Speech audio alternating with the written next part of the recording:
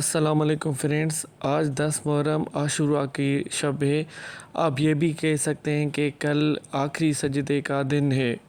کیا آپ جانتے ہیں کہ کربلا کا وہ میدان جہاں ایک طرف چند وفادار ساتھی تھے اور دوسری طرف ایک بڑا لشکر، مگر تاریخ نے ثابت کر دیا کہ کامیابی ہمیشہ تعداد سے نہیں بلکہ حق پر قائم رہنے سے ملتی ہے۔ یہ واقعہ جس نے دنیا کو صبر، وفا اور قربانی کا مطلب سکھایا۔ آئیے جانتے ہیں کہ واقعی کربلا کے مکمل داستان۔ ویڈیو کو آگے لے جانے سے پہلے پلیز لائک کریں، سبسکرائب کریں اور شیئر کریں۔ تھینک یو سو مچ۔ واقعی کربلا ہمیں بہت سارے ایسے واقعات کا پس منظر دکھاتا ہے۔ نواسہ رسول کا صلی اللہ علیہ وآلہ وسلم کا کوفہ جانے کا فیصلہ، سفر کربلا کا آغاز، واقعات کربلا، شہادت رسول کریم صلی اللہ علیہ وسلم کے دلبر کے شہر دلبر سے جدائی، اہل کوفہ کے خطوط اور حضرت مسلم کا سفر کوفہ، یہ سب ہم آپ کو بتائیں گے۔ سن 60 ہجری میں جب حالات بدلے اور بیعت کا مطالبہ کیا گیا تو حضرت امام حسین علیہ السلام نے اصولوں کے خلاف جھکنے سے انکار کیا۔ کوفہ کے لوگوں نے خطوط لکھ کر بلایا، مگر حالات بدل گئے۔ حضرت مسلم بن عقیل کو کوفہ میں بلوایا گیا۔ واقعہ کربلا اسلامی تاریخ کا ایک بہت اہم اور درد بھرا واقعہ ہے۔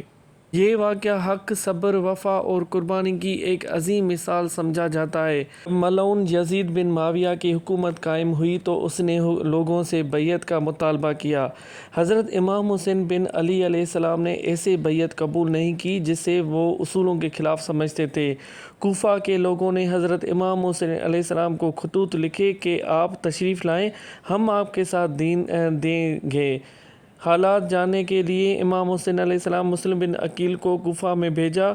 ابتدا میں بہت سے لوگوں نے ساتھ دینے کا وعدہ کیا تھا، لیکن حالات بدل گئے۔ خوف اور دباؤ کی وجہ سے لوگ پیچھے ہٹ گئے اور حضرت مسلم بن عقیل کو وہاں پر ہی شہید کر دیا گیا۔ جب یہ باتیں حضرت امام حسین علیہ السلام کو راستے میں اس صورتحال کی خبر ملی، مگر آپ نے حق کے راستے کو نہ چھوڑا اور اپنے اہل بیت کے وفادار ساتھیوں کے ساتھ سفر جاری رکھا۔ حضرت امام حسین علیہ السلام نے اپنا حج عمرہ میں تبدیل کر کے اپنی فیملی کے ساتھ سفر اسٹارٹ کر دیا۔ 2 محرم 61 ہجری کو حضرت امام حسین علیہ السلام کا قافلہ کربلا پہنچا۔ خیمے لگائے گئے، ایک طرف نواسہ رسول صلی اللہ علیہ وسلم کا چھوٹا سا قافلہ تھا، دوسری طرف بڑا لشکر۔ کچھ دن کے بعد جب 7 محرم آیا تو پانی کی رسائی روک دی گئی۔ خیموں میں موجود بچے اور اہل بیت پیاس کے سخت آزمائش میں مبتلا ہو گئے۔ جب 9 محرم شب عاشور اسٹارٹ ہو گئی، جنگ قریب تھی، حضرت امام حسین علیہ السلام نے اپنے اصحاب کو جمع کیا اور فرمایا، میں اپنے اصحاب سے بہتر اصحاب نہیں جانتا اور اپنے اہل بیت سے بہتر اہل بیت نہیں جانتا۔ وہ گھڑیاں ایسی گھڑیاں تھیں جس کا بیان کرنا ابھی دل کو بہت تکلیف دیتا ہے۔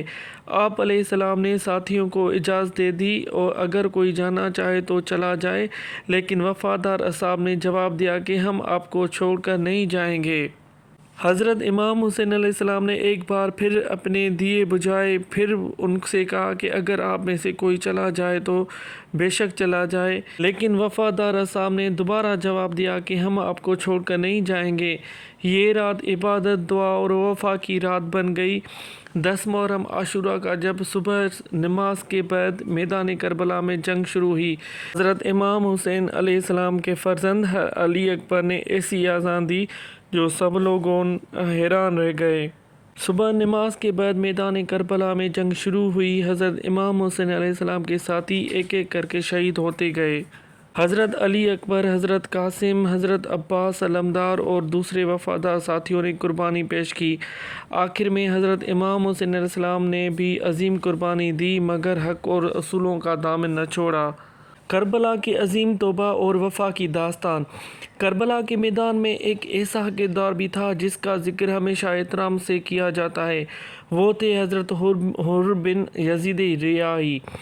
جب حضرت امام حسین علیہ السلام کا قافلہ کربلا کی طرف آ رہا تھا تو حضرت حر ایک لشکر کے ساتھ راستہ روکنے کے لیے آئے۔ ابتدا میں وہ اس لشکر کا حصہ تھے جس نے حضرت امام حسین علیہ السلام کو کربلا میں روک دیا تھا، مگر جب محرم کا دن قریب آیا تو حضرت حر نے دیکھا کہ امام حسین علیہ السلام، اہل بیت اور معصوم بچے سخت حالات میں ہیں، پانی بندے اور حق و باطل کا فیصلہ سامنے ہے، تو ان کا دل بدل گیا۔ حضرت حر سوچنے لگے کہ میں نے نواسہ رسول صلی اللہ علیہ وسلم کا راستہ روکا، اب میرا انجام کیا ہوگا؟ کہتے نہیں ہیں کہ جسے رب چاہے اسے کوئی بھی بدل نہیں سکتا۔ بے شک حضرت حر علیہ السلام کو اللہ نے اور حضرت امام حسین نے چون لیا تھا۔ وہ شرمندگی اور ندامت کے ساتھ امام حسین علیہ السلام کی خدمت میں حاضر ہوئے، سر جھکایا اور عرض کیا، اے فرزند رسول صلی اللہ علیہ وسلم، کیا میری توبہ قبول ہو سکتی ہے؟ امام حسین علیہ السلام نے رحمت اور محبت کا مظاہرہ کرتے ہوئے انہیں قبول کر لیا۔ حضرت حر نے اجازت مانگی اور سب سے پہلے میدان میں جا کر قربانی دی۔ وہ دشمن کے سامنے ڈٹ گئے اور بہادری سے جنگ کرتے ہوئے شہید ہو گئے۔ ہمیشہ یاد رکھیں، صبر مومن کی وہ خوبصورتی ہے، اللہ صبر کرنے والوں کے ساتھ ہوتا ہے۔ ہر مشکل وقت ہمیشہ نہیں رہتا، صبر کے بعد آسانی ضرور آتی ہے۔ جو شخص اللہ پر بھروسہ رکھتا ہے، اللہ اس کے لیے راستہ بنا دیتا ہے۔ صبر دل کو مضبوط اور ایمان کو طاقت دیتا ہے۔ اللہ ہر تکلیف کا بہتر اجر عطا فرماتا ہے۔ مایوسی مومن کی شان نہیں ہوتی۔ اللہ مجھے اور آپ کو صبر و جمیل عطا فرمائے۔ حضرت امام حسین علیہ السلام نے ایسا صبر کا اہتمام کیا جو تا قیامت کہیں جاری و ساری رہا۔ حضرت امام حسین علیہ السلام اس ٹائم حر کے پاس تشریف لائے اور فرمایا، اے حر، تم دنیا اور آخرت میں آزاد ہو، جیسے تمہاری ماں نے تمہارا نام حر رکھا تھا۔ حضرت حر کا واقعہ ہمیں سکھاتا ہے کہ انسان غلطی کے بعد بھی حق کی طرف واپس آ سکتا ہے اور سچی توبہ انسان کو عظمت عطا کر سکتی ہے۔ صبر کا مطلب صرف خاموشی سے تکلیف برداشت کرنا نہیں، بلکہ مشکل حالات میں بھی حق، ایمان اور اپنے اصولوں پر قائم رہنا ہے۔ کربلا ہمیں صبر کی عظیم مثال سکھاتی ہے۔ جب حضرت امام حسین علیہ السلام اور اہل بیت پر سخت آزمائشیں آئیں، پانی بند کیا گیا، جدائیوں کا غم آیا، مگر پھر بھی حق کا راستہ نہیں چھوڑا گیا۔ مگر آج کے دور میں دیکھیں، کوئی بھی کسی کے پاس تھوڑی تکلیف آتی ہے تو وہ صبر نہیں کرتے۔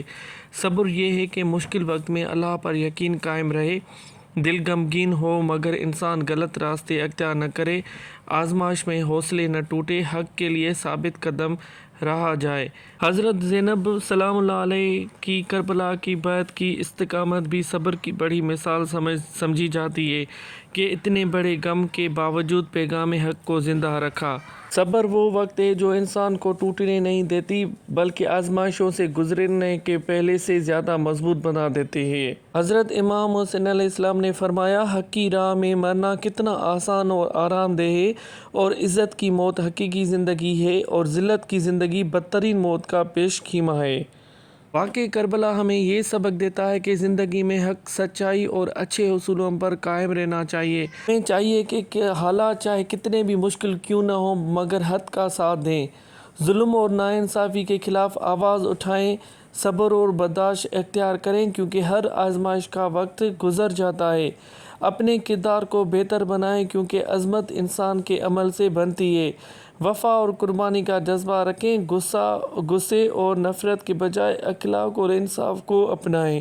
حضرت امام حسین علیہ السلام نے بیمار کو شفا دی۔ حضرت امام صادق علیہ السلام نے فرمایا، عبداللہ بن شیخ ابن ہادی کو تیز بخار ہوا تھا، اسے امام حسین علیہ السلام کے پاس لے کر گئے۔ جیسے ہی امام حسین علیہ السلام نے بیمار کو دیکھا تو فوراً اس کی طرف اشارہ کیا، بیمار کو شفا مل گئی۔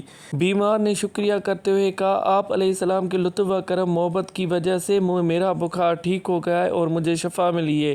اس وقت حضرت امام حسین علیہ السلام نے فرمایا، واللہ ما خلق اللہ شیئا الا وقد امرہ بالطاعۃ لنا، خدا کی قسم، پروردگار عالم نے کسی چیز کو نہیں بنایا مگر یہ کہ اسے حکم دیا کہ وہ ہماری اطاعت کرے۔ سبحان اللہ۔ عاشوراء کے دن ہمیں کربلا کے پیغام کو یاد کرنے، صبر، تقویٰ اور حق پر قائم رہنے کا سبق دیتا ہے۔ اس دن اللہ تعالیٰ کی عبادت، نماز اور دعا کا اہتمام کریں، قرآن پاک کی تلاوت کریں اور ذکر الہی کریں کربلا کے واقعے سے سبق حاصل کریں اور اپنے کردار کو بہتر بنانے کی کوشش کریں۔ غریبوں، ضرورت مندوں کی مدد کریں اور خیرات کریں۔ صبر، برداشت اور اچھے اخلاق کو اپنائیں۔ آپس میں محبت، اطاعت اور احترام کو فروغ دیں۔ عاشوراء ہمیں یاد دلاتا ہے کہ حضرت امام حسین علیہ السلام کی قربانی کا پیغام صرف غم نہیں بلکہ حق، انصاف، وفا اور ثابت قدمی کا پیغام ہے۔ کربلا ہمیں یہ سکھاتی ہے کہ مشکل وقت میں بھی سچائی کا دامن نہیں چھوڑنا چاہیے، چاہے کچھ بھی ہو جائے۔ اسلامی روایت میں عاشوراء 10 محرم کے دن کی بڑی فضیلت بیان کی گئی ہے، لیکن قیامت اسی دن قائم ہوگی، اس بارے میں کوئی قطعی اور معتبر صحیح دلیل موجود نہیں ہے۔ قرآن پاک میں اللہ تعالیٰ فرماتا ہے، قیامت کا علم صرف اللہ کے پاس ہے۔ اس لیے عاشوراء کا دن ہمارے لیے عبادت، دعا، صبر، کربلا کی سبق اور اللہ کی طرف رجوع کا دن ہے۔